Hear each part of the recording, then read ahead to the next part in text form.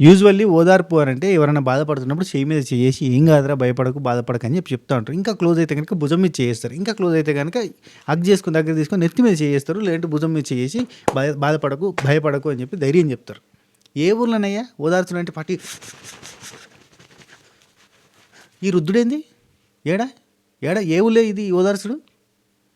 ఎముకల కొరికే చలిలో ఉంది ఆమెకి వేడి తెప్పించడానికి. ఆడోళ్ళని పట్టుకునే మళ్ళీ రుద్దుడంతా రుద్దుతూనే ఉంటాడు.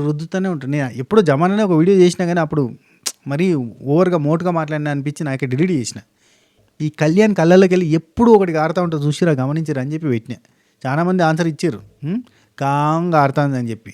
కానీ నేనే ఎందుకులే మోటుగా ఉందని చెప్పి డిలీట్ చేసిన. కానీ నాకు ఇప్పుడు అనిపిస్తుంది అది కరెక్టే పెట్టింది. అప్పుడు పులిస్ స్టాప్ తురాణం నా భయం నా లజ్జ అన్నట్టుగా బిహేవ్ చేస్తూ ఉంటాడు. 3 కాలు కలిస్తే ఈ కళ్యాణాలు. ఒక కా కకృతి, 2 కా కరువు, 3 కా మీకు అర్థమైపోయింది. Kalyan is back.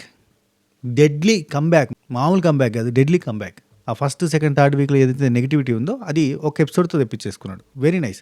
యాక్చువల్లీ నిన్న మొన్ననే వచ్చేది కానీ నేను చెప్తూనే ఉన్నా లైవ్లో ఉంటుంది ఎపిసోడ్లో తీసేస్తారు, లైవ్లో ఉంటుంది ఎపిసోడ్లో తీసేస్తారు అని. ఇప్పుడు ఎపిసోడ్లో పడ్డది. లేకపోతే దొరకపోయేటాడు దొంగ మంచి చాటుగా మెల్లగా వెళ్ళిపోయాడు. ఎందుకంటే ఎపిసోడ్లో ఉంటేనే బలంగా వస్తుంది. మళ్ళీ ఎవ్వడు కూడా కళ్యాణ్ని నమ్మడు. ఎందుకో తెలుసా?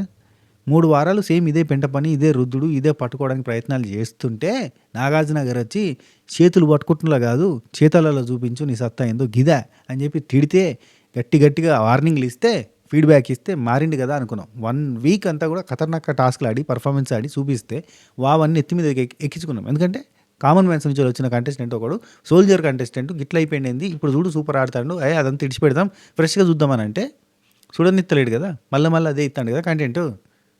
ఎవరికి? ఆయనకే నష్టం. ఇంకోసారి నమ్ముతారు ఆయనని.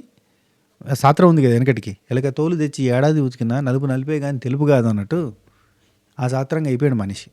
కుక్కతో ఒక వంకర ఈసారి సాత్రాలని చెప్పుకోవాల్సిన అవసరం వస్తుంది. ఆఖరికి తనుజ నా ఫేస్ మీద పెట్టే కాన్సన్ట్రేషన్ టాస్క్ మీద పెడితే గెలుస్తుంది, ముఠాకు నన్ను అని కూడా మాట్లాడింది. ఇంకా ఇంతకంటే ఘోర అవమానమా? ఏం చెప్తుంది చెప్పుర్రి? డైరెక్ట్ కళ్యాణ్ మనకి చెప్తున్నానట్టు నేను టాస్క్లు ఆడినంత మాత్రం నన్ను హీరో అంటే కరెక్ట్ కాదు, క్యారెక్టర్ చూడండి మీరు, టాస్క్లు కాదు అని అతను చెప్తున్నట్టుంది ఎగ్జాంపుల్గా. పైన కనిపిస్తున్న ఎపిసోడ్ రివ్యూ వీడియోలో ఇంకా డీటెయిల్గా మాట్లాడినా. కళ్యాణ్ ఎందుకు వర్స్ట్ ప్లేయర్కి అర్హుడు, శ్రీజ ఎందుకు అర్హురాలు కాదు, అట్నే దివ్య వర్సెస్ శ్రీజలో ఎవరిది తప్పుంది ఎవరు రైట్ ఉంది, అసలు ఇవాళ టోటల్గా అన్నగారి కుటుంబంలో జరిగిన అన్ని ఆటల పోటీలలో ఎవరు బాగా ఆడిరు ఎవరు బాగా ఆడలేదు, అండ్ డిమాండ్ పవన్ రీతు సూపర్గా ఆడినా కానీ వాళ్ళకి ఎందుకు అంత పాజిటివిటీ వస్తలేదు. చాలా విషయాలు ఉన్నాయి. బ్రాడ్కాస్ట్ ఛానల్లో వీడియో లింక్ ఉంది, లేదంటే లింక్ మన ఈ ఇన్స్టాగ్రామ్ బయోలో ఉంది, యూట్యూబ్ ఛానల్ లింక్ ఒకసారి క్లిక్ చేసి చూడండి. అట్నే అప్డేట్స్ కోసం మన బ్రాడ్కాస్ట్ ఛానల్లో జాయిన్ అయిపోండి. అట్నే బిగ్ బాస్ గురించి మరిన్ని ముచ్చట్ల కోసం ఈ పేజ్ని ఫాలో కొట్టండి.